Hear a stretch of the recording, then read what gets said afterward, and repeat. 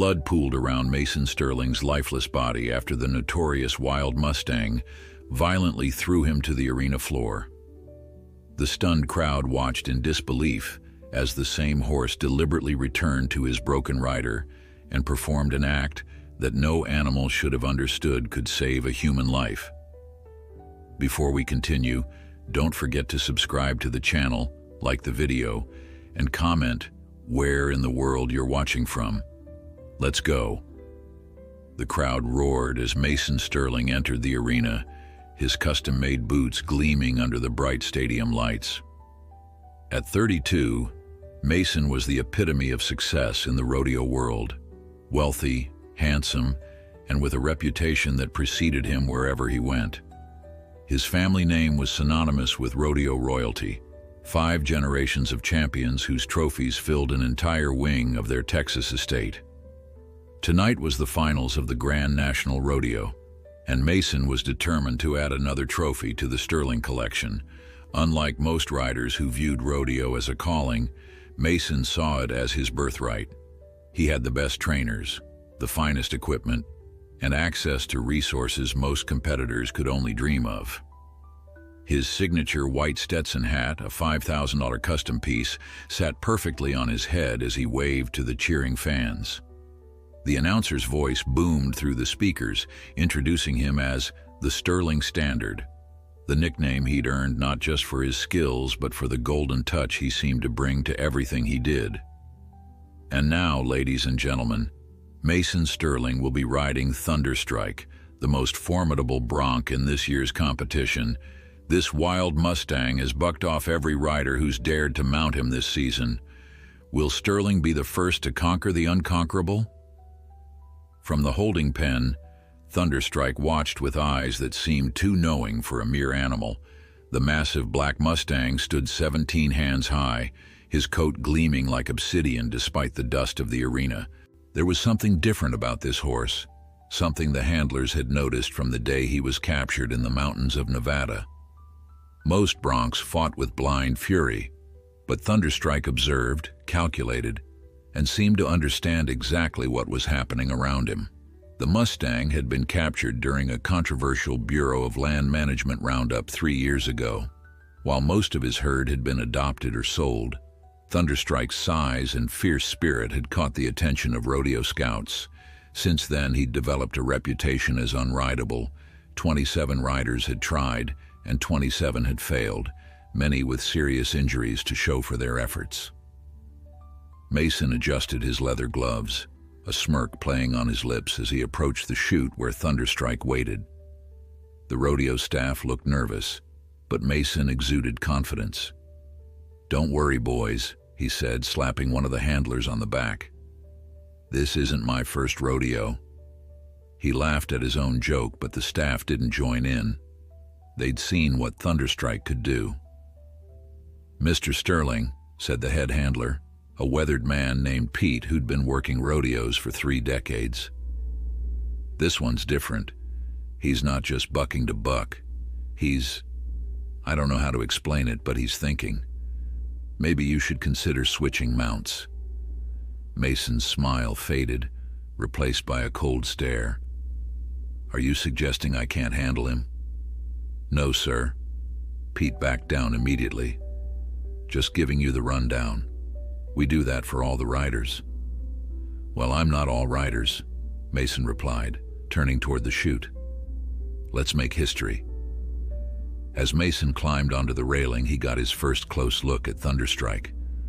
The Mustang's eyes met his, and for a brief moment, Mason felt something he rarely experienced: doubt. There was an intelligence in those dark eyes, an awareness that seemed to penetrate right through him. The horse didn't thrash or rear in the chute like most broncs. Instead, he stood perfectly still, his muscles tense beneath his glossy coat, as if conserving energy for what was to come. Pushing the unease aside, Mason lowered himself onto the saddle. He could feel the immense power of the animal beneath him, like sitting on a coiled spring that could release at any moment. He wrapped the braided rope around his hand, making sure the grip was secure. This was the moment he lived for, the second before chaos when everything hung in perfect balance. "Ready," he called, and the gate swung open. Thunderstrike exploded from the chute with such force that Mason was nearly thrown in the first second. The Mustang launched into the air, all four hooves leaving the ground before crashing back down and immediately twisting in a move handlers called the corkscrew. Most riders would have been thrown then and there, but Mason's experience kept him centered. His free arm swung in the air, maintaining his balance as Thunderstrike bucked and spun. The crowd was on its feet, roaring with excitement. 8 seconds. That's all he needed to stay on to qualify. Mason had done this hundreds of times. 5 seconds passed and he was still mounted, his body moving in rhythm with the horse's violent bucks. 6 seconds. 7. Mason could taste victory. And then Thunderstrike did something no one expected. Instead of continuing his bucking pattern, the Mustang suddenly stopped, planted his front hooves firmly in the dirt, and lowered his head. The abrupt change in momentum sent Mason flying forward over the horse's neck. For a split second he was airborne, his white hat floating away from his head. Then gravity took hold.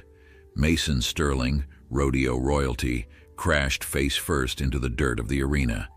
The impact was brutal, a sickening thud that silenced the crowd momentarily before a collective gasp rippled through the stands. Mason didn't move. Medical staff rushed into the arena as Thunderstrike calmly trotted to the far side, watching the commotion with those intelligent eyes. The staff reached Mason, who lay motionless on the ground. Blood pooled around his head, staining the arena dirt a dark crimson. "He's not responding," one of the medics called out. "We need a backboard now." The atmosphere in the arena shifted from excitement to fear as the audience began to understand the severity of the situation. Children were ushered away by parents who shielded their eyes from the scene below. The announcer's voice, normally booming with enthusiasm, was subdued as he asked the crowd to remain calm while medical personnel attended to the fallen rider. As they stabilized Mason's neck and carefully placed him on a backboard, Thunderstrike did something that sent murmurs through the crowd. The massive Mustang, who should have been collected by handlers and led back to the holding pens, slowly walked toward the injured rider. The arena staff moved to intercept him, but the horse was deliberate in his movements, showing no aggression. "Get that horse out of here," shouted one of the medics, not looking up from Mason. But Thunderstrike continued his approach, his eyes fixed on the fallen man. The handlers who reached for his reins found themselves gently but firmly pushed aside by the Mustang's massive frame. The crowd watched in stunned silence as the wild horse that had just violently thrown its rider now stood over him, as if examining the damage he had caused. What happened next would be debated, discussed, and disbelieved for years to come. Thunderstrike lowered his head until his muzzle nearly touched Mason's blood-soaked face. And then, with a gentleness that seemed impossible from such a powerful animal, the Mustang nudged Mason's shoulder. Mason Sterling's eyes fluttered open. The medical team froze in disbelief. Seconds ago, Mason Sterling had been unresponsive, likely suffering from a severe concussion or worse. Now, his eyes were open, blinking in confusion at the circle of concerned faces above him. The Mustang remained standing over him, nostrils flaring, as if monitoring Mason's condition. "What happened?" Mason's voice was weak, his words slurred. He tried to sit up but was immediately restrained by the medics. "Don't move, Mr. Sterling. You've had a bad fall. We need to get you to a hospital right away." As they prepared to lift the backboard, Thunderstrike snorted and pawed at the ground. The handlers approached cautiously, expecting the Mustang to bolt or become aggressive, but instead, he simply stepped back, making room for the medical team to work. His eyes never left Mason. "Someone get that horse," called the arena director, his voice tense with irritation and confusion. Two handlers finally managed to secure a rope around Thunderstrike's neck, though the Mustang didn't resist. As they led him away, the horse kept turning his head, maintaining visual contact with Mason until they disappeared into the holding area. The crowd, which had been holding its collective breath, erupted in applause as Mason was carried out of the arena, not for a winning ride, but for being alive. At Highland Memorial Hospital, doctors marveled at Mason's condition. Despite the violent fall and initial unconsciousness, scans revealed no fractures to his skull or spine. He had a severe concussion, 3 broken ribs, and a dislocated shoulder. But considering the nature of the accident, his injuries were remarkably minor. "You're one lucky man, Mr. Sterling," said Dr. Reeves, reviewing the scan results. "I've seen rodeo falls like yours end careers, or worse." Mason, now fully conscious but heavily medicated for pain, stared at the ceiling. Lucky wasn't the word he would use. Humiliated, perhaps. Defeated, certainly. In his family, Sterling men conquered their mounts, not the other way around. His father, Jackson Sterling, had already called twice, not to check on his condition, but to discuss damage control for the family brand. "The horse," Mason said suddenly, his thoughts hazy. "What happened with the horse after I fell?" Dr. Reeves glanced at the nurse, who shrugged. "I'm not sure what you mean," the doctor replied. "You were thrown and knocked unconscious. The medical team brought you here." Mason frowned, trying to piece together fragmented memories. "No, there was something with the horse. He came back." "You've had a significant concussion, Mr. Sterling. Confusion and memory issues are normal. Try to rest." But as the doctor left, Mason couldn't shake the image forming in his mind. Those intelligent eyes looking down at him, the gentle pressure against his shoulder, and the strange sensation of being pulled back from somewhere dark and distant.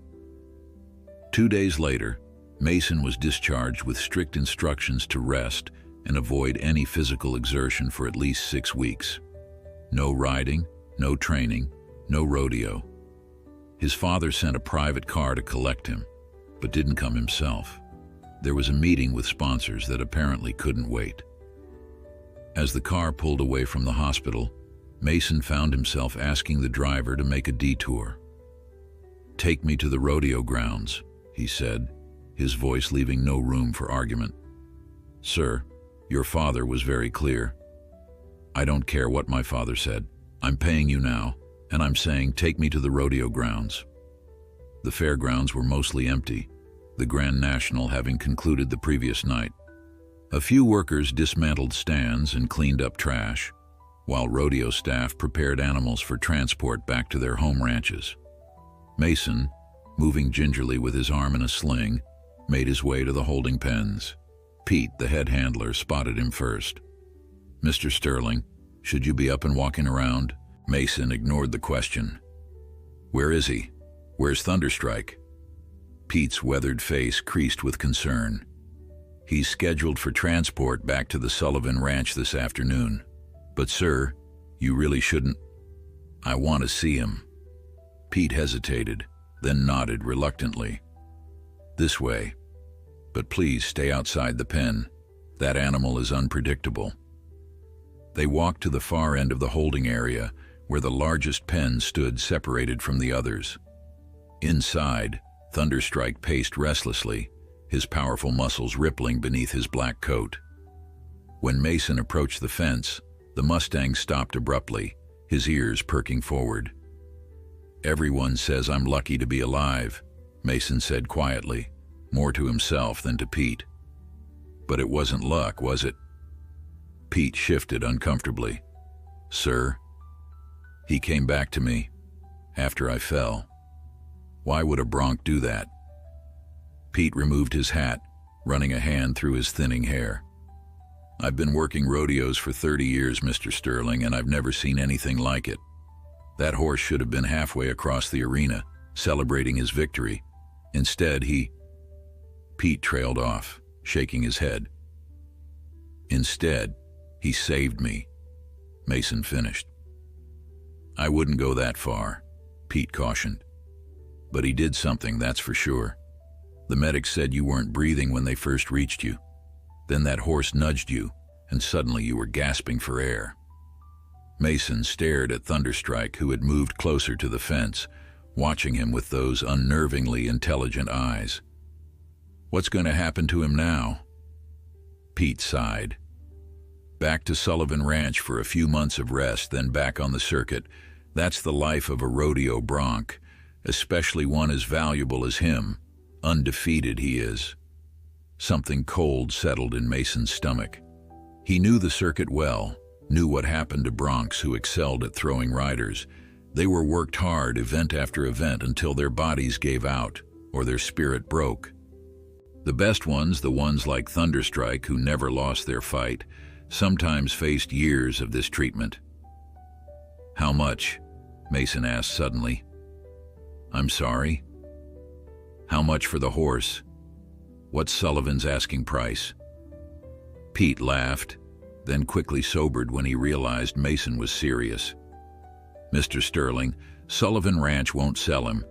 Thunderstrike is their top moneymaker. He's worth more to them on the circuit than any one-time sale. Everyone has a price, Mason replied, his eyes never leaving the Mustang. Find out what his is.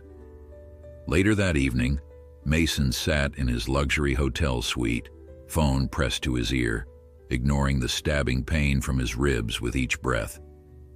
You want to do what? Jackson Sterling's voice was sharp with disbelief. Buy the horse that threw me, Mason repeated calmly.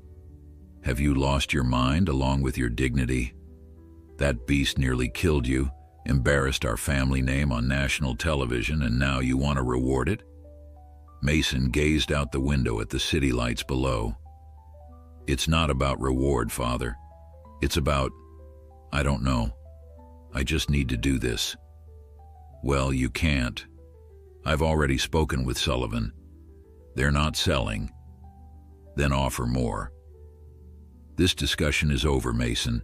Come home, recover, and in a few months you'll get back on a proper horse and restore the Sterling reputation. The line went dead.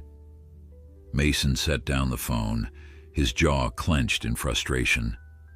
For the first time in his life, he was defying his father's wishes, and it wasn't about rebellion or spite. Something had changed in that moment of connection with Thunderstrike, something Mason couldn't explain but couldn't ignore.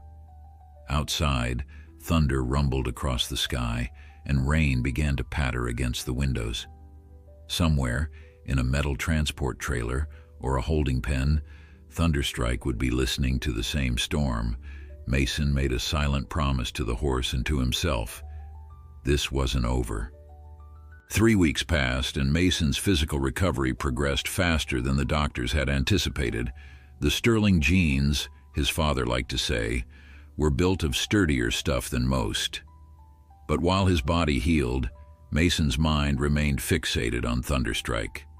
He'd made discreet inquiries about the Mustang, learning that Sullivan Ranch had indeed sent him back on the circuit, scheduled to appear at 3 rodeos in the coming month. Each night, Mason dreamed of the fall, the sudden weightlessness, the impact, and then the darkness that had enveloped him. But the dreams always ended the same way, those intelligent eyes looking into his, pulling him back from the void. He'd wake gasping, his hand reaching for something he couldn't name. At the Sterling estate, Mason went through the motions of recovery. Physical therapy in the private gym, meetings with the family's publicist about his eventual comeback story, and endless lectures from his father about upholding the family legacy. Jackson Sterling had built an empire on the rodeo circuit, parlaying his own championship career into a business that included training facilities, equipment manufacturing, and even a clothing line.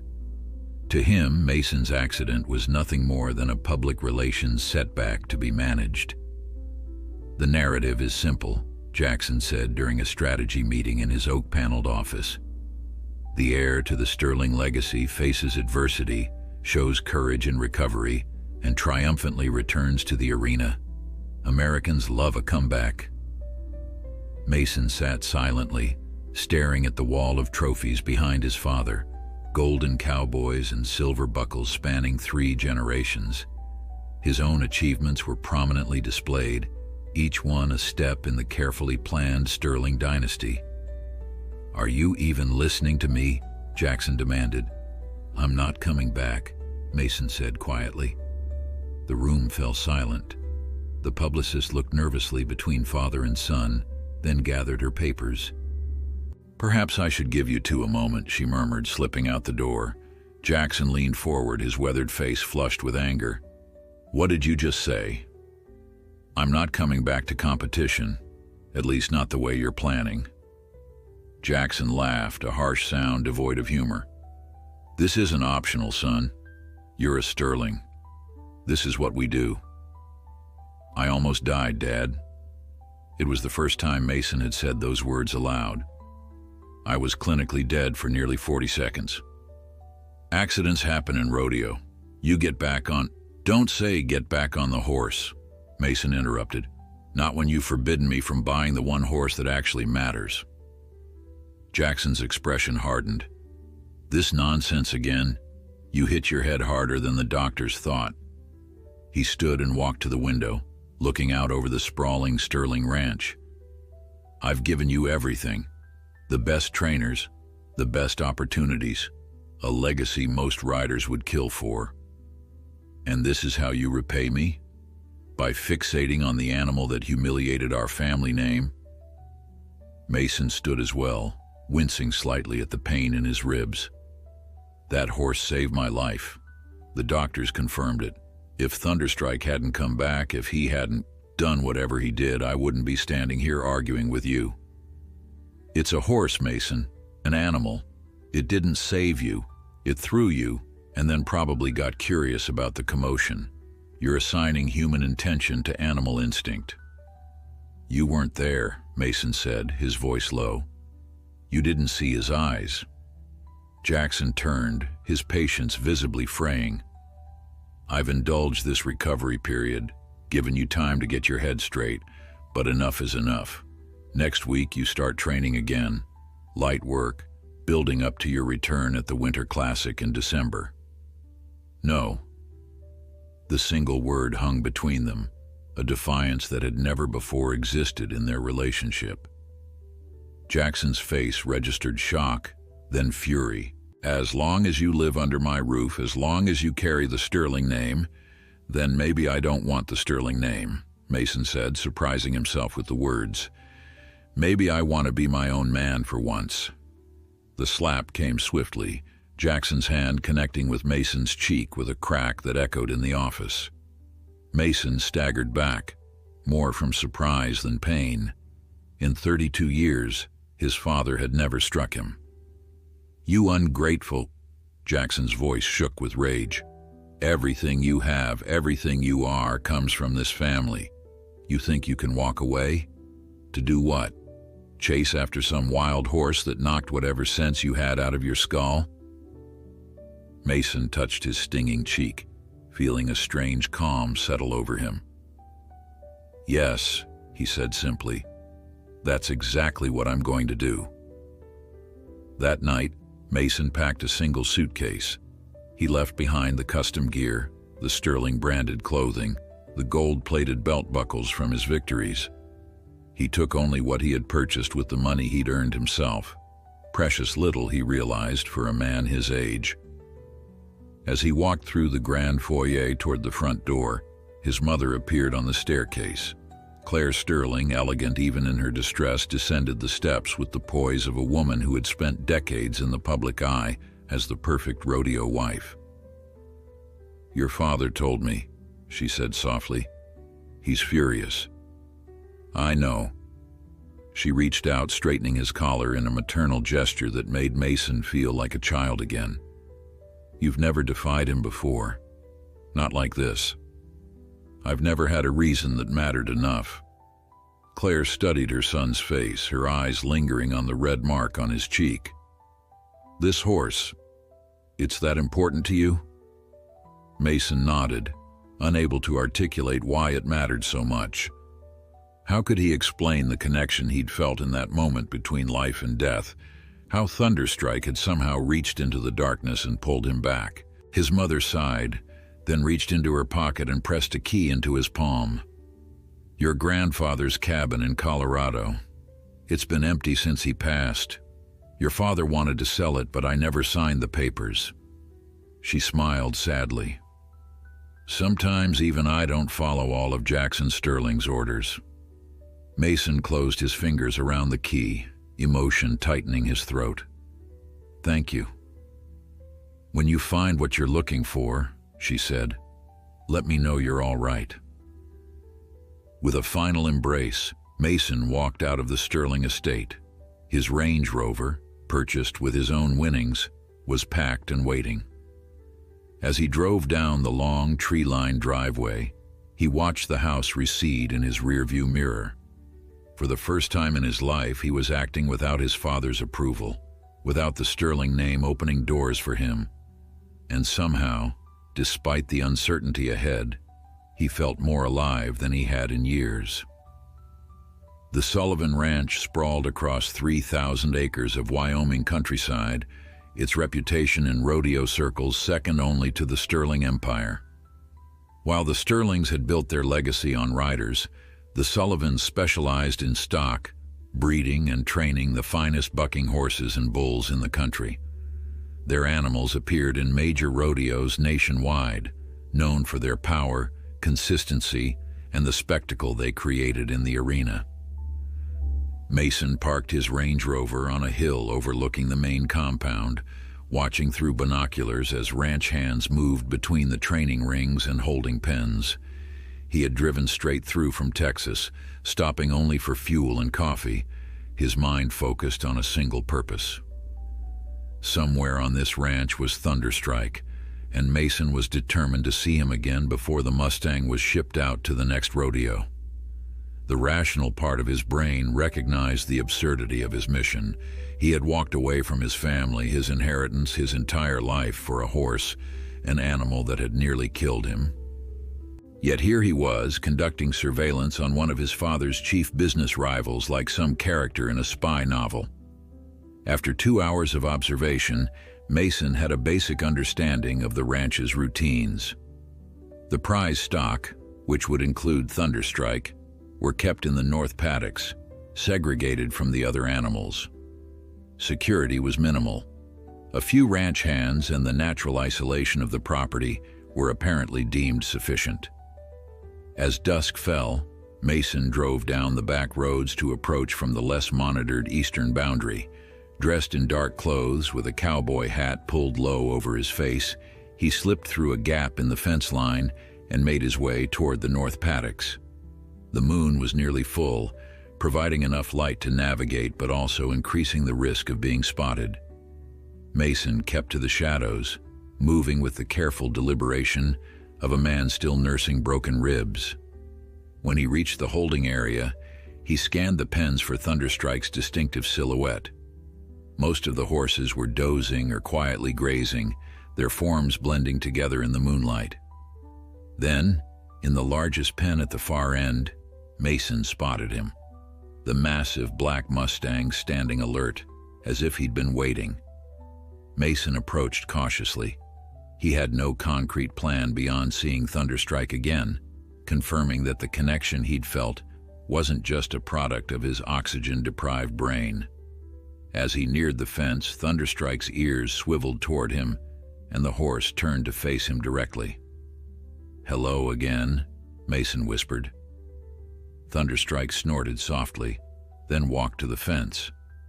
In the moonlight, his coat had an almost blue sheen, and his eyes reflected the stars above. Mason removed his hat, allowing the horse to see his face clearly.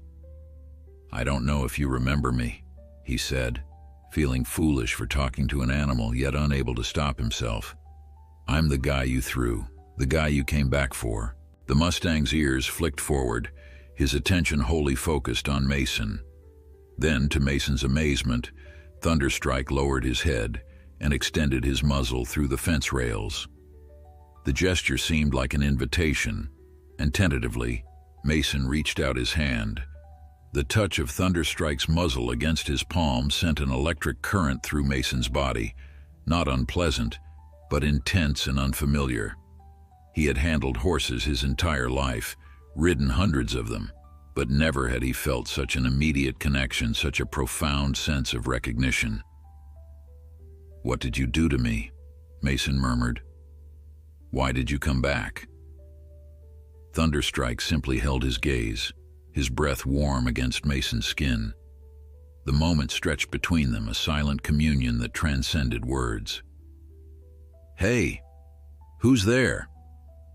A sharp voice cut through the night, accompanied by the beam of a flashlight sweeping across the paddocks. Mason ducked instinctively, his heart pounding. A ranch hand was making rounds earlier than expected. Caught between the fence and the approaching light, Mason had nowhere to run without being seen. Thunderstrike reacted with uncanny awareness. The Mustang suddenly reared up, pawing at the air and letting out a piercing whinny. Other horses in nearby pens responded, creating a wave of equine commotion across the holding area. "Whoa, easy there."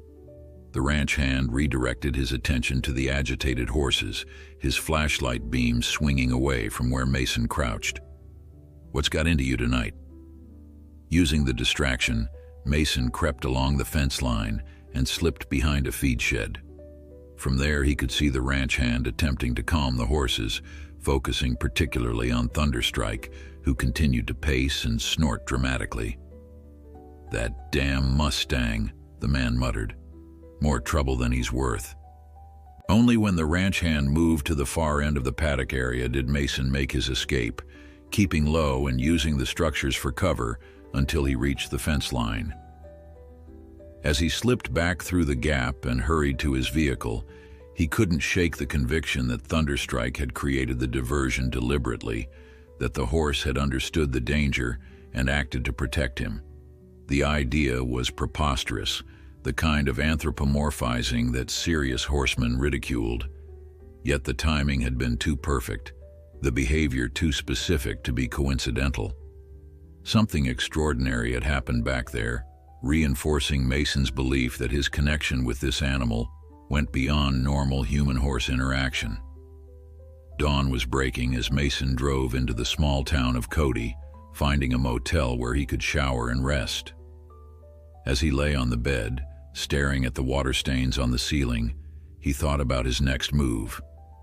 Seeing Thunderstrike again had only strengthened his resolve, but he was no closer to actually acquiring the horse. Sullivan Ranch wouldn't sell to a Sterling under normal circumstances, and now that he'd estranged himself from his family, Mason had lost even that leverage. His phone buzzed with another call from his father, the 12th since he'd left. Mason let it go to voicemail, then checked his messages. Most were from Jackson, their tone evolving from anger to threats to grudging offers of reconciliation if Mason would end this foolishness. One message, however, caught his attention, from Pete, the rodeo handler who had warned him about Thunderstrike before his fall. "Mr. Sterling, heard you were asking about that Mustang. There's something you should know. Something I didn't tell you at the fairgrounds. Call me when you can. It's important." Mason sat up, suddenly alert despite his exhaustion. He dialed Pete's number, hoping the man wasn't too closely aligned with his father to speak with him now. Pete speaking. "It's Mason Sterling. You left me a message about Thunderstrike." A pause. "Didn't expect you to call back so quick. Word is you've had a falling out with your daddy over this horse." "News travels fast," Mason said dryly. "What didn't you tell me before?" Pete's voice lowered as if he feared being overheard. "That Mustang, he's not just difficult. There's something not right about him, Mr. Sterling. The men at Sullivan Ranch, they call him the Reaper." "Why?" "Because of what happens to the riders he throws. You're the first one to walk away, and even you nearly died. The others..." Pete trailed off. "Let's just say there's been some bad accidents. Real bad." A chill ran down Mason's spine. "What are you saying?" "I'm saying be careful, Mr. Sterling. Whatever you think that horse did for you, don't forget what he did to you first. Some animals just got the devil in them. That's why I'm calling. Sullivan's planning to put him down after the Fort Worth Rodeo next week. Too much liability. Mason's heart seemed to stop. They're going to kill him? Euthanize is the word they're using. But yes, sir, that horse has run out of chances. Fort Worth, Texas. The Longhorn Rodeo Arena buzzed with anticipation as spectators filed into the stands, unaware of the drama unfolding behind the scenes. Mason, wearing a baseball cap and sunglasses to avoid recognition, had purchased a general admission ticket and positioned himself near the chutes where the broncs would be loaded for competition. 4 days had passed since Pete's disturbing revelation. 4 days of planning, of calling in favors from the few rodeo contacts who weren't wholly loyal to his father, of emptying his personal bank accounts to prepare for what came next. Mason had abandoned his Range Rover at the Colorado cabin, trading it for a used pickup truck and horse trailer purchased with cash from a small-town dealer who didn't ask questions. According to the program, Thunderstrike was scheduled as the penultimate ride of the evening. The featured rider was Diego Sanchez, a rising star from Arizona with a reputation for taking on the most challenging broncs. Mason watched him preparing near the holding pens, adjusting his chaps and stretching his arms. Diego was good, perhaps even great, but Mason doubted anyone could truly ride Thunderstrike for the required 8 seconds. "Didn't expect to see you here," came a familiar voice from behind him. Mason turned to find Pete, the handler from the Grand National, his weathered face creased with concern. "I had to come," Mason replied simply. Pete nodded, understanding in his eyes. "What's your plan, son? You can't just walk up to Sullivan and offer to buy a horse they've already decided to put down." "I'm working on it." In truth, Mason's plan was tenuous at best, dependent on timing and a fair amount of luck. "Are you still handling the broncs tonight?" "Yeah, I'm on rotation for the last 6 rides, including your friend there." Pete gestured toward the holding area where Thunderstrike was being kept separate from the other horses. Even at a distance, the Mustang's powerful presence was unmistakable. "You should know Sullivan himself is here tonight. Came to see the horse's final performance personally." Mason's jaw tightened. Robert Sullivan was cut from the same cloth as his father, a rodeo man of the old school who viewed animals as assets and liabilities, not as living beings with their own dignity. "Where is he?" "VIP box, north side. Can't miss him. Looks like your daddy, but with more turquoise." Despite the tension, Mason smiled. Pete had always been one of the few people in the rodeo world who treated the Sterlings as ordinary men rather than royalty. "Pete, I might need your help later." The handler studied Mason's face. "This could cost me my job, you know that?" "I know. I wouldn't ask if it wasn't important." Pete sighed, pushing back his hat. "My shift ends at 10:30. I'll meet you by the south exit where they load the stock trailers." As Pete walked away, Mason turned his attention back to the arena where the first riders were being announced. The evening progressed with the usual rodeo spectacle: bull riding, calf roping, barrel racing, but Mason barely registered any of it. His focus remained on the holding area where Thunderstrike waited for his final performance. At 9:45, the announcer's voice boomed through the speakers. "Ladies and gentlemen, our next competitor needs no introduction. Diego Sanchez, 3-time state champion, will be riding the infamous Thunderstrike, the untamable Mustang with a perfect record against every rider who's ever dared to mount him." The crowd roared as Diego entered the arena, waving his hat to acknowledge the applause. Mason moved closer to the chutes, his heart pounding against his still-healing ribs. Thunderstrike was being guided into position, his massive frame dwarfing the handlers around him. Unlike most broncs who fought the chute, the Mustang entered calmly, almost regally, his dark eyes scanning the arena as if assessing the situation. Diego approached the chute, confidence in every step.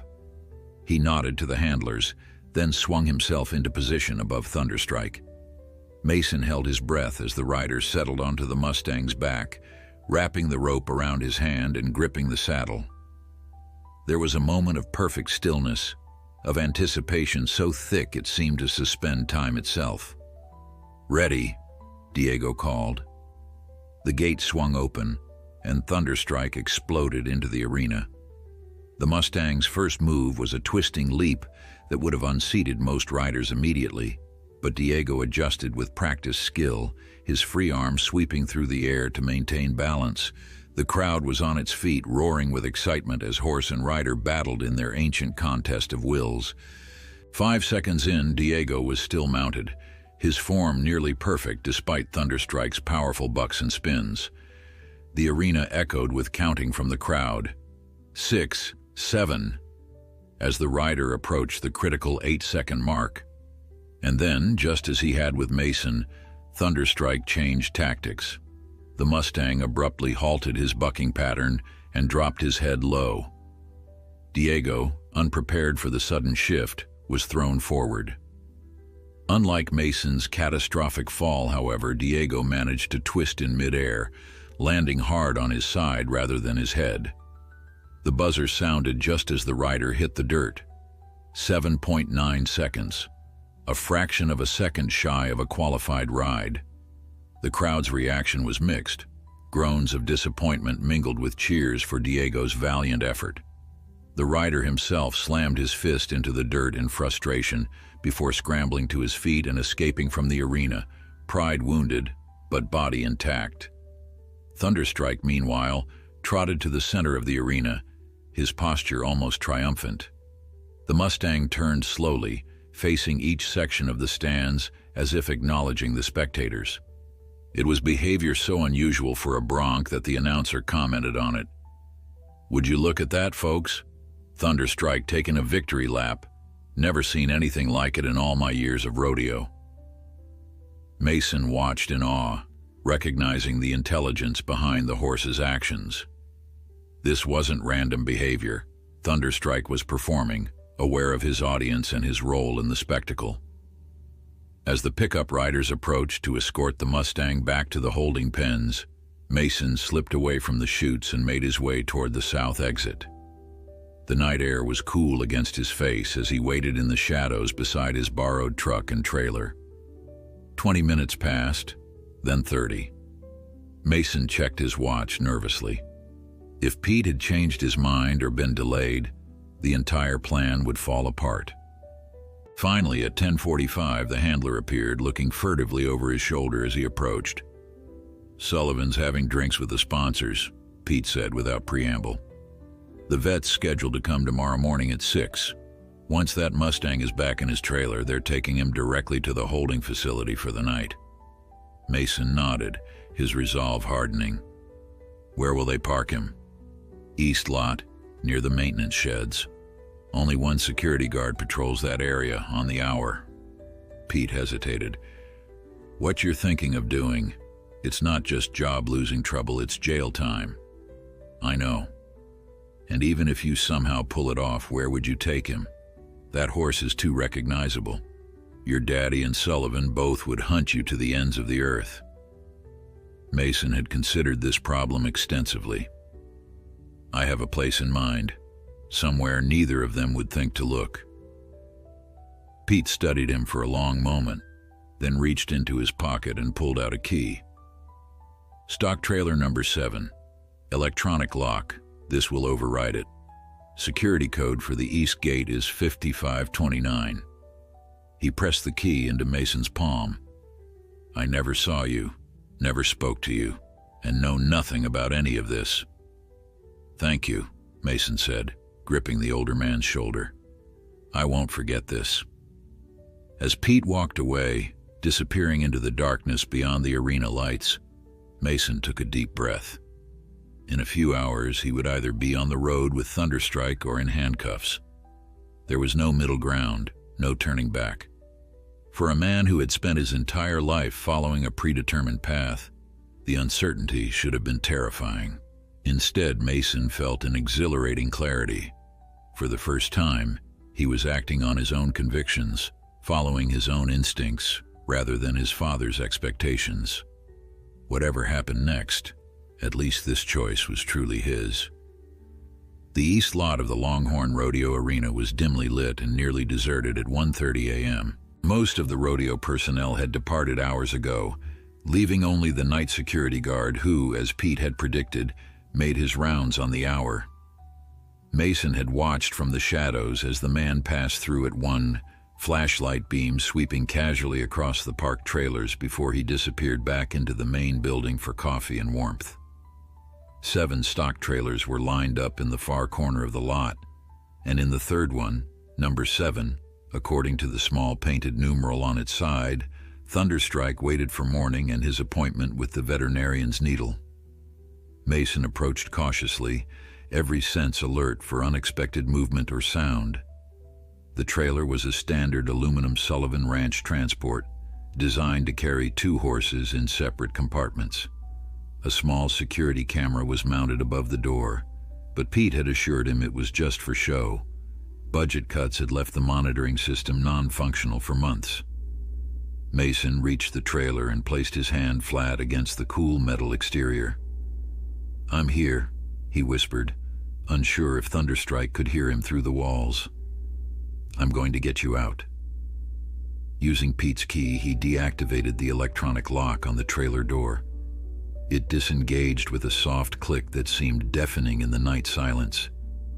Mason froze, listening for any reaction, but the lot remained still.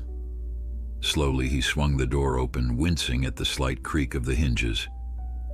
Thunderstrike stood in the narrow confines of the trailer, his ears pricked forward at Mason's appearance. The Mustang made no sound, but his posture shifted subtly, as if he'd been expecting this moment. "Hey, big guy," Mason murmured, keeping his voice low. "Ready to get out of here?" He climbed carefully into the trailer, mindful of the tight space and the dangerous power of the animal before him. Under normal circumstances, approaching a Mustang in such confined quarters would be suicide. Horses were flight animals by nature, and when unable to flee, they would fight. Yet Thunderstrike remained calm, his dark eyes fixed on Mason with that unnerving intelligence. Mason extended his hand, and as he had at the Sullivan Ranch, Thunderstrike lowered his head to touch Mason's palm with his muzzle. The connection between them surged again, that inexplicable current of understanding that defied rational explanation. "We need to move quietly," Mason said, knowing on some level that the horse understood. "Follow me." He backed carefully out of the trailer, maintaining eye contact with Thunderstrike. The Mustang hesitated at the threshold, then stepped down with surprising delicacy for such a large animal. His hooves made only the softest sound against the pavement as he fully emerged from the trailer. Mason's heart pounded as he surveyed their surroundings. The lot remained empty, but they were terribly exposed. He needed to get Thunderstrike into his borrowed trailer, parked just beyond the security gate, without attracting attention. Between their current position and freedom lay 100 yards of open pavement, illuminated by widely spaced security lights. "This way," Mason whispered, gently taking hold of Thunderstrike's halter. The Mustang followed without resistance, matching his pace to Mason's cautious steps. They moved through the shadows between light pools, pausing whenever a sound broke the night silence. A distant car, the hum of the arena's air conditioning system cycling on, the rustle of paper cups tumbling across the lot in the gentle breeze. They had almost reached the security gate when disaster struck. A door slammed somewhere in the main building, followed by voices. The security guard was talking to someone, and they were heading toward the east lot. "Just doing one more check before I clock out," the guard was saying, his voice carrying clearly in the still air. "I appreciate it," replied a second voice, one that made Mason's blood run cold. "Sullivan would have my hide if anything happened to that horse before morning." Mason and Thunderstrike were caught in the open, halfway between the Sullivan trailer and the security gate. There was no time to reach the gate, input the code, and escape before the men rounded the corner and spotted them. With seconds to act, Mason made a desperate decision. "Run," he hissed, releasing Thunderstrike's halter and gesturing toward the darkness beyond the security fence. "Go!" For a heart-stopping moment, the Mustang didn't move. Then, with a fluid grace that belied his size, Thunderstrike wheeled and galloped, not toward the fence and freedom, but in a wide circle around the perimeter of the lot. The sudden movement and thundering hoofbeats immediately drew the attention of the approaching men. "What the hell?" The security guard's flashlight beam cut through the darkness, landing on the Mustang as he circled back toward the Sullivan trailers. "That's one of the rodeo horses." "That's Thunderstrike," the handler shouted. "How did he get loose?" Both men rushed toward the Mustang, who was now prancing between the trailers, drawing them away from the gate and away from where Mason stood frozen in the shadows. With a rush of understanding, Mason realized what Thunderstrike was doing. The horse was creating a diversion, deliberately leading the men away to give Mason time to escape. It was impossible. It was unbelievable. And yet Mason couldn't deny the evidence before his eyes. With the men fully focused on recapturing the Mustang, he slipped to the security gate and quickly punched in the code, 5529. The gate hummed as it began to slide open, painfully slow in Mason's estimation, but actually quite rapid for such a heavy structure. As soon as the gap was wide enough, Mason squeezed through and ran to his waiting truck and trailer. He started the engine and positioned the trailer as close to the gate as possible, leaving the back ramp lowered and ready. Inside the lot, the security guard and handler were still chasing Thunderstrike, who led them on a merry chase, close enough to seem catchable, but always darting away at the last moment. The Mustang's control was astonishing, his movements deliberate rather than panicked. Mason whistled, a sharp, piercing sound that cut through the night. Thunderstrike's head came up instantly, ears locked onto the source of the call. Then, with a sudden burst of speed that left his pursuers flat-footed, the Mustang charged straight for the gate. "He's heading for the street," the handler shouted. "Cut him off." But Thunderstrike wasn't heading for the street. With precise aim, he galloped through the gate opening and straight up the trailer ramp. The impact of his hooves against the metal floor reverberated through the structure as Mason slammed the ramp shut and secured it with trembling hands. "Stop! Thief!" The security guard had finally caught on to what was happening, but too late. Mason leapt into the driver's seat and floored the accelerator, the truck's tires squealing as it lurched forward with its precious cargo. In the rearview mirror, he could see the men running toward the gate, but they had no vehicle close enough to give chase. By the time they could organize a pursuit, Mason and Thunderstrike would be long gone. He drove carefully at first, observing speed limits and traffic signals until he reached the highway. Only then did he allow himself to breathe, the adrenaline that had carried him through the rescue beginning to ebb. "We did it," he said aloud, still scarcely believing it himself. "We actually did it."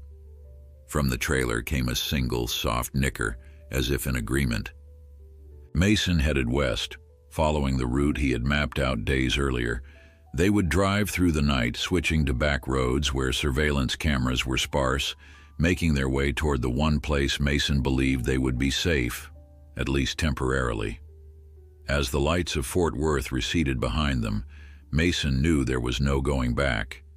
He had just committed a felony, stealing property valued at tens of thousands of dollars. His father's influence might have shielded him from consequences in the past, but now that protection was gone, now he was truly on his own. Yet despite the danger, despite the uncertainty of the future, Mason felt a curious lightness. For the first time in his life, he had acted according to his own moral compass rather than his father's expectations or society's demands. Whatever came next, he would face it with the knowledge that he had done what he believed was right. And somehow, impossibly, he wasn't alone. In the trailer behind him was a creature who seemed to understand him better than any human ever had. a wild spirit who had saved his life once already, and who had just demonstrated a level of intelligence and cooperation that defied explanation. Together, they drove into the night, fugitives bound by a connection neither could explain, but both could feel. The cabin stood at the end of a winding dirt road, half hidden by towering pines and nestled against the base of a mountain that rose steeply behind it. 3 days had passed since the escape from Fort Worth. 3 days of careful travel along back roads, avoiding major towns and stopping only when necessary for fuel and supplies. Mason had ditched his phone after the first day, aware that it could be tracked, purchasing a cheap prepaid replacement at a rural gas station. His grandfather's hunting cabin in western Colorado had been empty for years, visited occasionally by a local caretaker who kept the roof from leaking and the pipes from freezing.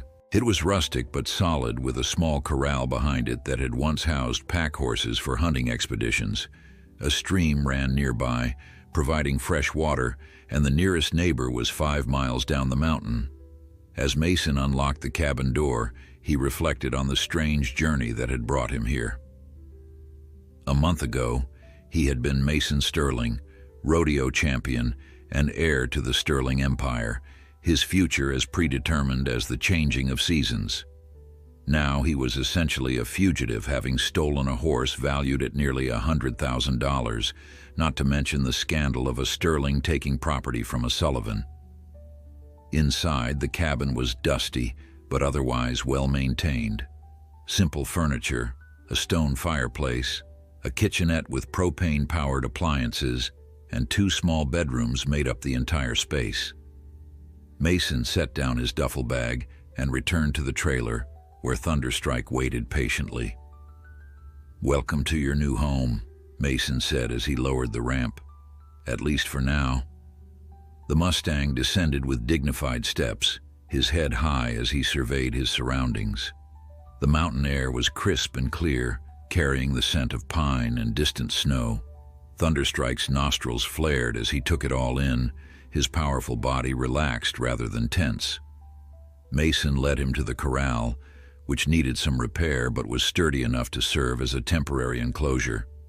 He had purchased hay, grain, and basic supplies for the horse during their journey, enough to last until he could establish a more permanent arrangement. As he removed Thunderstrike's halter, Mason found himself speaking to the horse as if to a human companion. "I know this isn't much compared to what you're used to. No fancy stables, no professional grooms. But at least here you won't be forced to perform or risk injury. No one will put you down for being too wild." Thunderstrike regarded him steadily, then lowered his head to crop at the sparse grass growing in patches around the corral. It was such a normal, horsely action that Mason almost laughed. Despite the extraordinary intelligence the Mustang had displayed, he was still a horse, with a horse's basic needs and instincts. Over the next few days, Mason fell into a routine. He spent mornings repairing the cabin and corral, afternoons exploring the surrounding wilderness with Thunderstrike following freely beside him, and evenings by the fire, reading books from his grandfather's small library. The isolation should have been lonely, but the presence of the Mustang filled a space in Mason's life he hadn't known was empty. They developed a communication system that went beyond normal human-horse interaction. Thunderstrike seemed to understand not just commands but concepts, responding to Mason's questions with gestures and movements that conveyed meaning. When Mason asked if he wanted to explore the North Trail or the stream path, the Mustang would deliberately move in his preferred direction. When Mason worked on repairing the corral fence, Thunderstrike would fetch tools he dropped or nudged him when he missed a spot. Most remarkably, the horse never attempted to escape, though he easily could have. The corral was more suggestion than prison for an animal of his strength and intelligence. Instead, he chose to stay, to accept Mason's companionship and care. One evening, as Mason sat on the porch steps watching the sunset paint the mountains in shades of gold and crimson, Thunderstrike approached from where he had been grazing and stood beside him. The Mustang's presence was companionable, almost contemplative, as if he too appreciated the beauty of the moment. "I still don't understand," Mason said quietly. "Why did you come back for me that day? Why did you save me?" Thunderstrike's ears swiveled toward his voice, but the horse offered no answer beyond a soft exhale that ruffled Mason's hair. "My whole life I've been surrounded by horses. My father, my grandfather, the Sterling legacy is built on our connection to them, but it was all about dominance, about making them submit to our will." Mason ran a hand through his hair, the realization troubling him deeply. We never really saw them as partners, as beings with their own dignity. The Mustang lowered his head, his muzzle gently touching Mason's shoulder in what felt remarkably like consolation. The gesture brought unexpected tears to Mason's eyes, and he found himself confessing thoughts he had never dared voice before. "I'm starting to think my father was wrong about a lot of things. About horses, about the rodeo, about me." He turned to look directly at Thunderstrike. "Whatever happens next, I won't go back to that life. I can't." The horse nickered softly, then lifted his head abruptly, ears pricked toward the dirt road leading to the cabin. A moment later, Mason heard it too, the distant sound of a vehicle approaching. His heart raced. No one knew he was here except his mother, and she wouldn't have told anyone, not even his father. The caretaker wasn't due for another month. Whoever was coming up that road wasn't doing so by chance or routine. Mason quickly led Thunderstrike into the small barn behind the cabin, securing the door before rushing back to gather his essential belongings. If it was the police or his father's men, he needed to be ready to flee into the forest where vehicles couldn't follow. The sound grew louder, a single engine, moving at a cautious pace along the uneven road. Mason positioned himself behind the cabin window, watching as a mud-spattered SUV finally emerged from the trees and parked in front of the cabin. His hand tightened around the hunting knife he had found in his grandfather's closet, his only weapon. The driver's door opened, and a woman stepped out. She was in her early 30s with dark hair pulled back in a practical ponytail and wearing hiking boots, jeans, and a flannel shirt under a light jacket. She stood beside the vehicle for a moment, scanning the cabin and surroundings with an assessing gaze before moving toward the front door. Mason remained hidden, watching as she knocked firmly. "Hello?" she called. "Is anyone home?" Her voice was confident but not threatening. Mason hesitated, unsure whether to reveal himself or remain hidden until she left. "I know someone's here," she continued. "There's a truck and trailer behind the cabin and fresh wood cutting. I'm not looking for trouble." She paused. "I'm looking for a horse, a black Mustang from the Sullivan Ranch. I have reason to believe he might be here." Mason's blood ran cold. How had she tracked them so quickly? Was she working for Sullivan? For his father? For the police? The woman sighed, then spoke again, her voice softer but still carrying clearly. "My name is Dr. Emily Winters. I'm a veterinarian and equine behaviorist. I've been studying Thunderstrike for 2 years as part of my research on exceptional equine intelligence. I'm not here to take him back or report you. I'm here because I know what that horse did at the Grand National Rodeo, and I need to understand how it was possible." Mason froze, his mind racing. Her words suggested she had witnessed Thunderstrike's extraordinary behavior, his return to Mason after the fall. But could he trust her? Or was this an elaborate trap? From the barn came the sound of Thunderstrike pawing at the door, an insistent rhythmic noise that couldn't be ignored. The Mustang, it seemed, had his own opinion about their visitor. Mason stood frozen in indecision as Thunderstrike continued to paw at the barn door, the sound growing more insistent with each passing moment. Dr. Winters turned toward the noise, her head tilted in a gesture of recognition. "That's him, isn't it?" she called, taking a few steps toward the barn. He always did that at the research facility when he wanted attention. 3 beats, then pause, then 3 beats again. Perfectly rhythmic. The pattern she described matched exactly what Thunderstrike was doing. It was such a specific detail, something only someone who had truly studied the horse would know, that Mason felt his suspicion waver. He stepped out from behind the cabin, knife still gripped in his hand, but held non-threateningly at his side. "Who sent you?" he demanded, keeping his distance. Dr. Winters turned to face him, showing no surprise at his sudden appearance. "No one sent me, Mr. Sterling. I came on my own." "How did you find us?" She smiled slightly. "I'm a researcher. Finding things is what I do." At his unchanged expression, she sighed. "If you're worried I've led others here, I haven't. This location isn't in any of my notes or devices. I've told no one where I was going." "That doesn't answer my question." "Fine. I tracked the purchases you made. Feed stores in small towns along a westward route, a specific type of hay that Thunderstrike prefers due to his sensitive digestion. I knew your family owned property in Colorado from public records. The rest was educated guessing and 2 days of driving logging roads looking for fresh tire tracks." It was plausible, Mason had to admit. He had been careful but not perfect in covering their trail. "What do you want with Thunderstrike?" "The same thing as you, I suspect. To understand him." She took a step forward, then stopped when she saw Mason tense. "Mr. Sterling, I've been studying exceptional horses for a decade. In all that time, I've never encountered anything like what Thunderstrike did at the Grand National. It defies conventional understanding of equine behavior."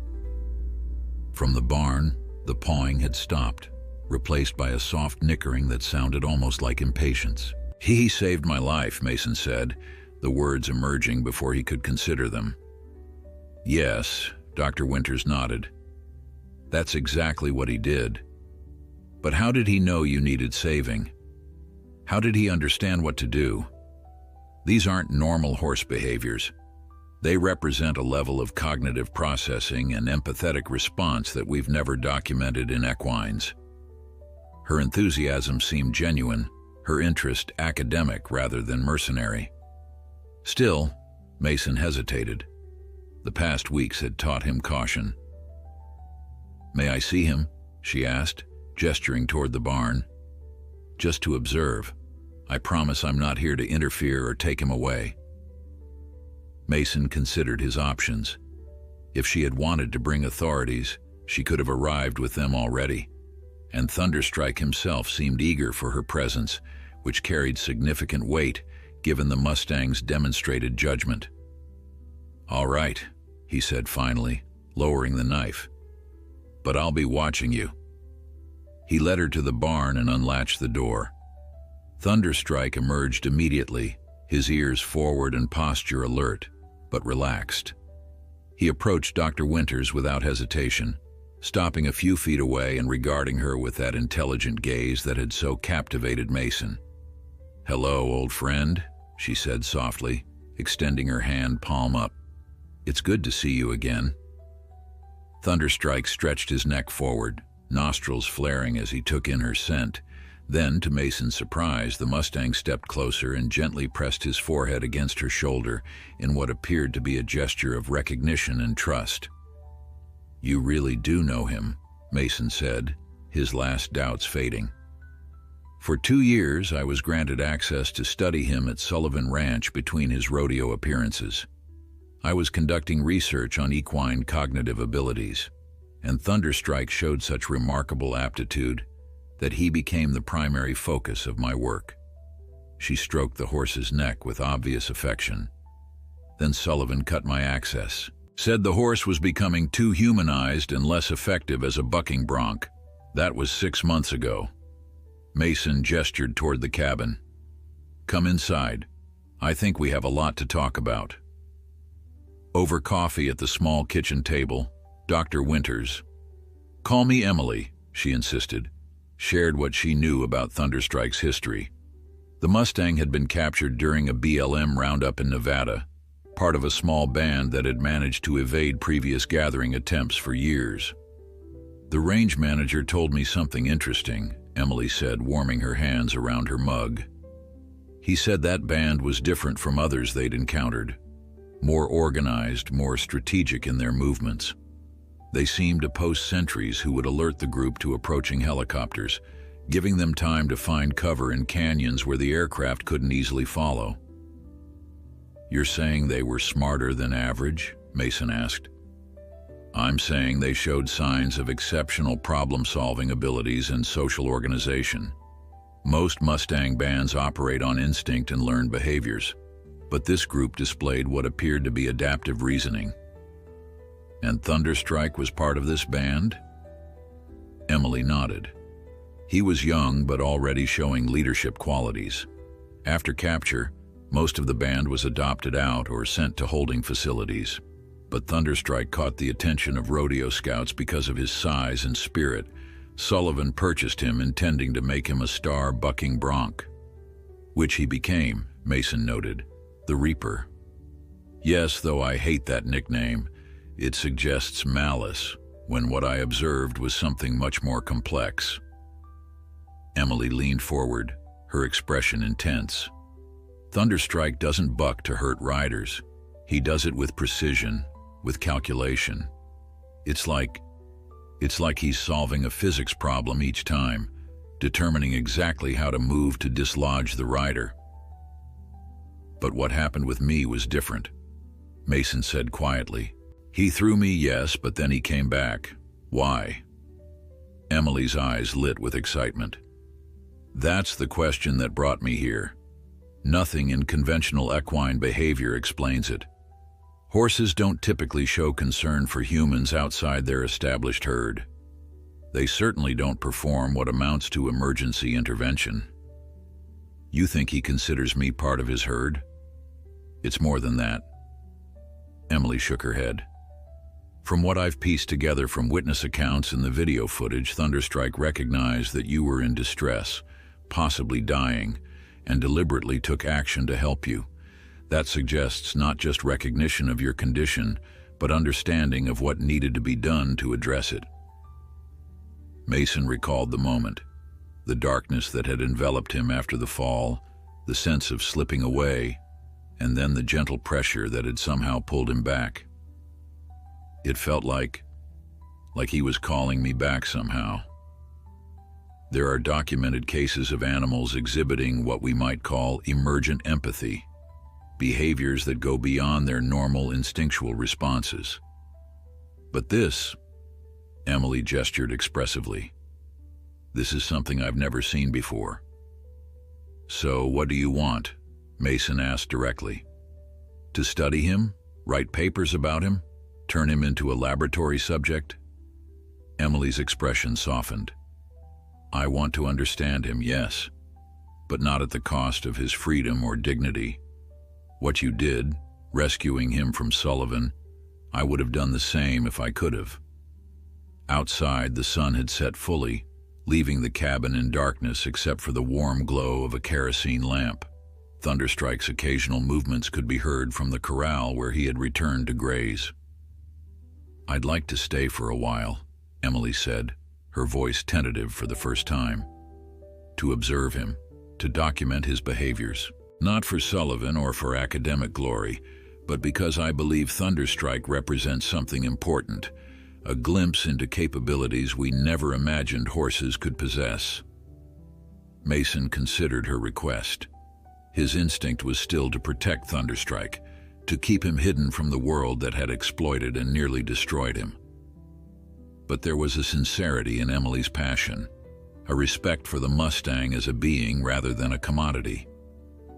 "1 week," he said finally. "You can stay for 1 week.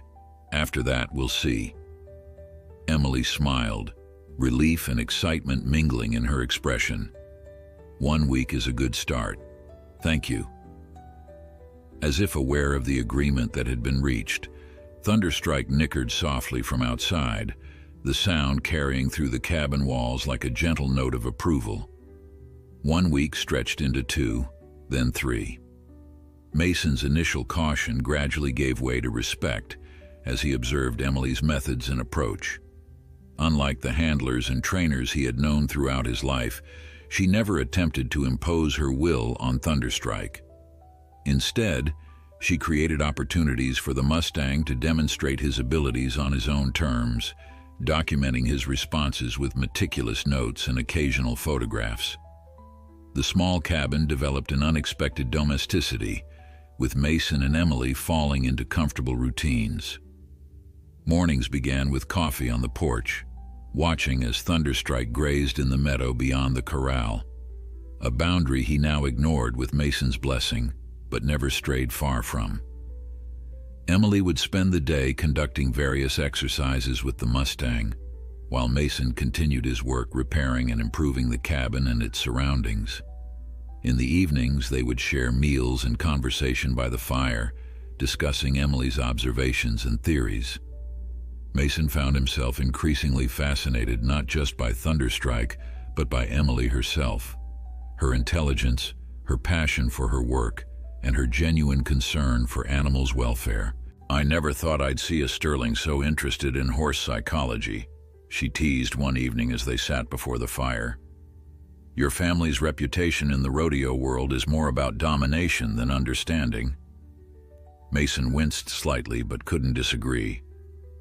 The Sterling method was always about making the horse submit to the rider's will. My father called it breaking their spirit without breaking their body. And now?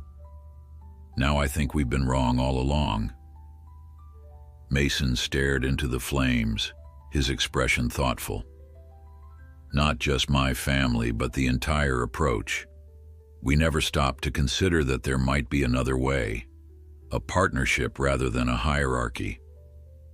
Emily nodded, her eyes reflecting the firelight. "That's what makes Thunderstrike so extraordinary. He's not just intelligent, he's independent. He makes choices that sometimes defy our understanding of equine behavior." "Like saving me," Mason said quietly. "Exactly like that." Emily leaned forward, her expression animated. "Today, I conducted an experiment I've been planning for a week. I placed various objects in different parts of the meadow: a red ball, a blue bucket, a yellow cloth, and a green branch. Then I showed Thunderstrike pictures of each object and asked him to retrieve them." Mason raised an eyebrow. "Asked him?" "Yes, with simple verbal commands and by showing the images." Mason, he retrieved every object correctly, not through training or conditioning. He understood the concept of representation. The picture meant the object. "That's remarkable," Mason admitted. "It's more than remarkable, it's revolutionary. Horses aren't supposed to be able to make that cognitive leap between a two-dimensional image and a three-dimensional object. It suggests symbolic thinking." Her eyes shone with excitement. "And there's more. When I deliberately showed him an image of an object that wasn't in the meadow, he searched briefly, then returned and shook his head. A clear, negative response." Mason had witnessed enough of Thunderstrike's unusual behaviors to find this credible, but the implications were staggering. "If you're right about his cognitive abilities, it changes everything we thought we knew about horses." "About animals in general," Emily corrected. "The line between human and animal cognition might be much blurrier than we've assumed." Their conversation was interrupted by Thunderstrike himself, who approached the cabin window and nickered softly, pawing the ground in his distinctive three-beat pattern. "What is it, boy?" Mason rose, moving to the door. It was unusual for the Mustang to approach the cabin after dark, unless something was amiss. When Mason opened the door, Thunderstrike was standing alert, his ears pricked forward, head turned toward the dirt road leading to the cabin. A moment later, Mason heard it too, the distant sound of vehicles approaching. "Someone's coming," he said, tension immediately returning to his voice. More than one vehicle. Emily joined him at the door, listening. "Could it be hikers or hunters? This is public forest beyond your grandfather's property." "Not at night, not on this road." Mason quickly doused the lamp in fire, plunging the cabin into darkness. And not multiple vehicles. This is deliberate. The sound grew closer, at least 3 engines, moving slowly but steadily along the rough road. Mason's mind raced. They had been careful, minimizing trips to town, using cash only when they needed supplies. But perhaps not careful enough. "We need to go," he said, grabbing his jacket and the emergency bag he kept packed. "Now." Emily nodded, quickly gathering her research notes and camera. "What about Thunderstrike?" "He comes with us. There's a trail behind the cabin that leads deeper into the mountains. My grandfather used to say you could follow it all the way to Utah if you knew the way." They slipped out the back door, where Thunderstrike was already waiting, seemingly understanding the urgency of the situation. Mason secured a halter on the Mustang, but didn't attach a lead rope. He trusted the horse to follow of his own accord. Just as they reached the trailhead behind the barn, headlights illuminated the clearing in front of the cabin. 3 black SUVs pulled up, their engines cutting off simultaneously. Men emerged, their movements precise and coordinated. "Sterling Enforcement," Emily whispered, recognizing the private security firm employed by wealthy ranching families like the Sterlings and Sullivans. Mason nodded grimly. His father had found them. From their position in the shadows, they watched as the men approached the cabin, flashlights sweeping the area. A tall figure emerged from the lead vehicle, Jackson Sterling himself, his commanding presence unmistakable even in the poor light. "Mason," his father called, his voice carrying easily in the night stillness. "I know you're here, son. This has gone on long enough." Mason remained silent, motioning for Emily to stay still. Thunderstrike stood beside them, motionless but alert, his dark coat nearly invisible in the shadows. "You've made your point," Jackson continued, moving toward the cabin. "Whatever issue you have with me, with our family, we can resolve it. But this theft, this embarrassment to the Sterling name, it ends tonight." 2 men approached Jackson, having checked the cabin. "Empty, sir, but still warm. They were here recently." Jackson's expression hardened. "Search the property. They can't have gone far. And remember, the horse is valuable stock. I want it unharmed." "What about Sterling's son?" one of the men asked. Jackson hesitated only briefly. "Restrain him if necessary. The girl too, if she's with him.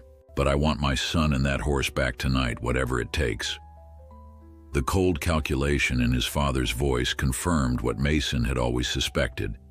To Jackson Sterling, he was just another asset, another piece of the Sterling empire to be controlled and managed.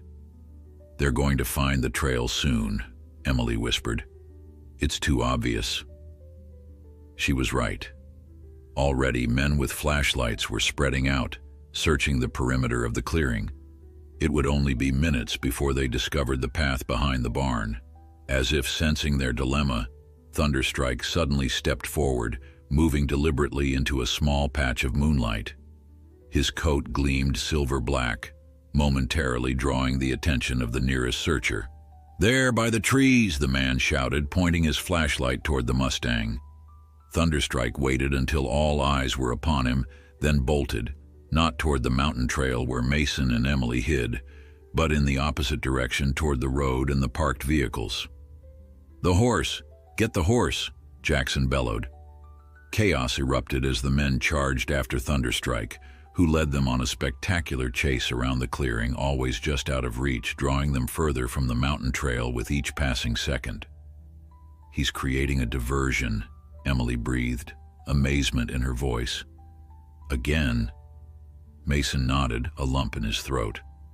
"We need to go, now, while they're distracted." "But Thunderstrike—" "Trust him," Mason said, gently pulling her toward the trail. "He knows what he's doing."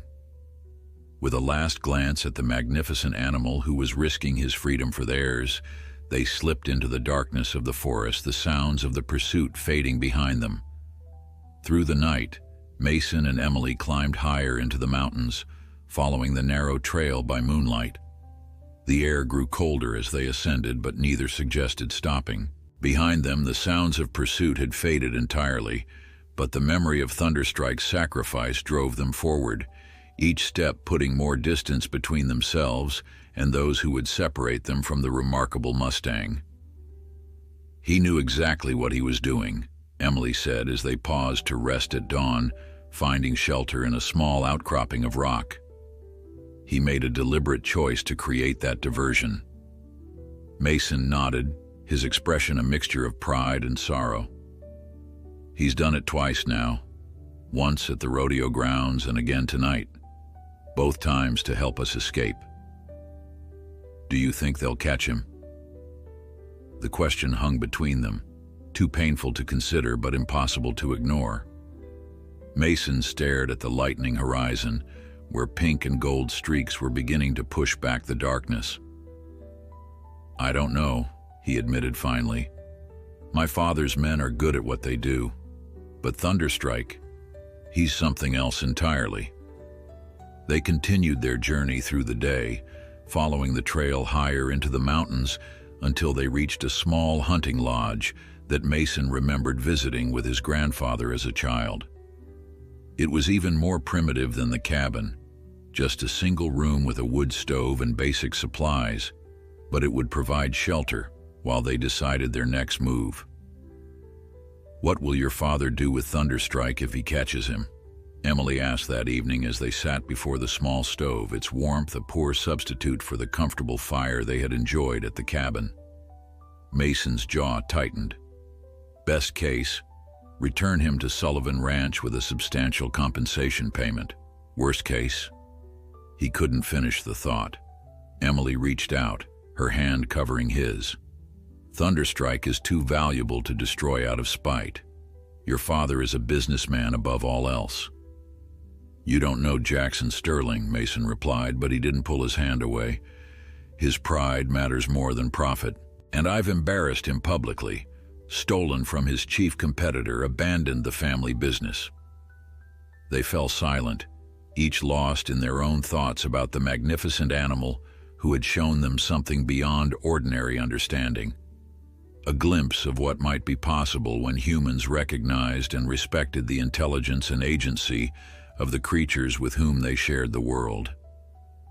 3 days later, they ventured down to a small town for supplies, and Mason risked using a payphone to call the one person he still trusted, his mother.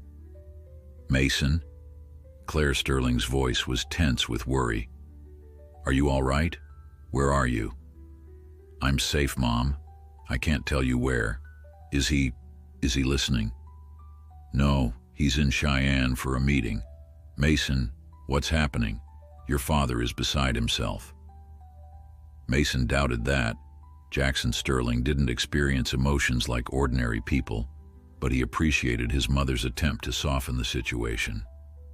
"Did they catch the horse, Mom? Thunderstrike?" A pause. "No, honey. That's why your father is so upset. They tracked the horse through the night, but by morning he was gone, vanished into the mountains like a ghost." Relief washed over Mason so powerfully that he had to lean against the phone booth for support. "Thank you. That's all I needed to know." "Mason, please come home. Whatever has happened, we can work through it as a family." The familiar plea tugged at his heart, but Mason knew there was no going back, not to the life he had led before, not to the Sterling legacy as his father defined it. "I love you, Mom. Tell Dad. Tell him I'm sorry it came to this." 6 months passed. Winter settled over the Rockies, blanketing the mountains in snow and ice.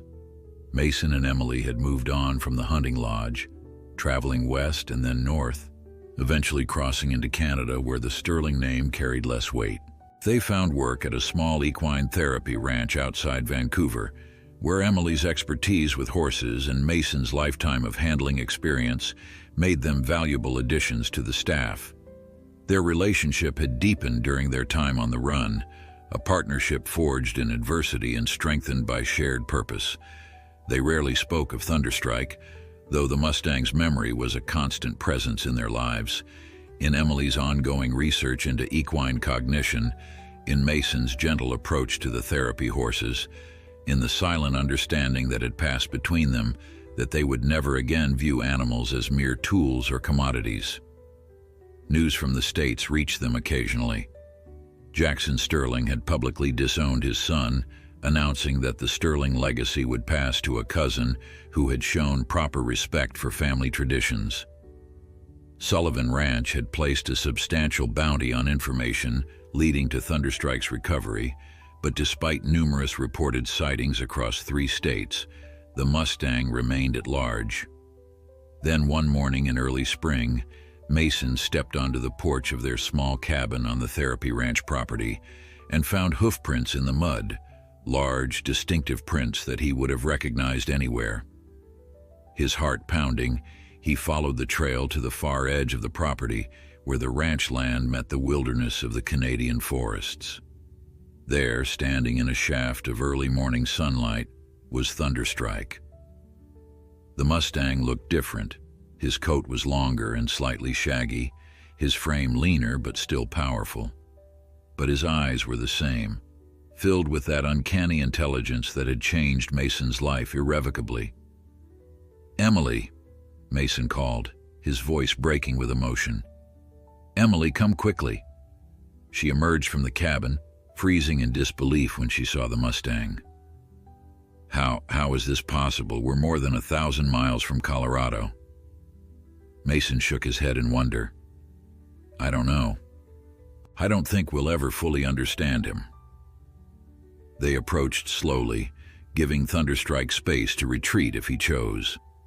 But the Mustang stood his ground, watching them with what Mason could only describe as satisfaction, as if completing a long and difficult journey had been worth the effort to reunite with them. When they were a few feet away, Thunderstrike lowered his head in greeting, then did something that left them both speechless. He stepped aside, revealing another horse standing behind him, a dappled gray mare with the same intelligent eyes and proud bearing. "He found a companion," Emily whispered, tears streaming down her face. "He's not alone." The mare regarded them cautiously but without fear, clearly taking her cues from Thunderstrike's relaxed demeanor. After a moment, both horses moved forward in perfect synchronization, stopping just within reach. Mason extended his hand, and Thunderstrike pressed his muzzle against it, that same electric connection flowing between them, undiminished by time or distance. "Welcome home," Mason said softly. In the months that followed, their small family grew. The ranch owner, moved by the extraordinary story and Mason's passionate advocacy, agreed to set aside 100 acres as a sanctuary for exceptional horses, animals who, like Thunderstrike, demonstrated capabilities beyond conventional understanding. Emily's research flourished, documenting cognitive abilities that challenged established beliefs about the limitations of equine intelligence. And Mason, once heir to a dynasty built on domination and spectacle, found a new purpose in partnership and respect. The legacy he now built was not one of conquering wild spirits, but of recognizing and honoring them, of meeting intelligence with intelligence, dignity with dignity.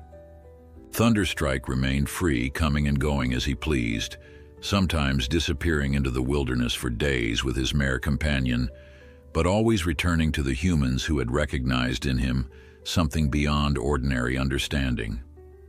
Neither fully wild nor truly domesticated, he existed in a space of his own choosing, a boundary crosser, a bridge between worlds. One evening, as Mason and Emily sat on their porch watching Thunderstrike and his mare grazing in the sunset light, Emily voiced the question that had haunted them both since that day in the rodeo arena. "Do you think we'll ever understand what happened? How he knew to come back for you?" Mason shook his head, smiling as Thunderstrike lifted his head, ears pricked toward them as if following their conversation from a distance. "Maybe some mysteries aren't meant to be fully understood," he said. "Maybe it's enough to recognize them when they appear, and to be changed by them." In the meadow, Thunderstrike nickered softly, as if in agreement.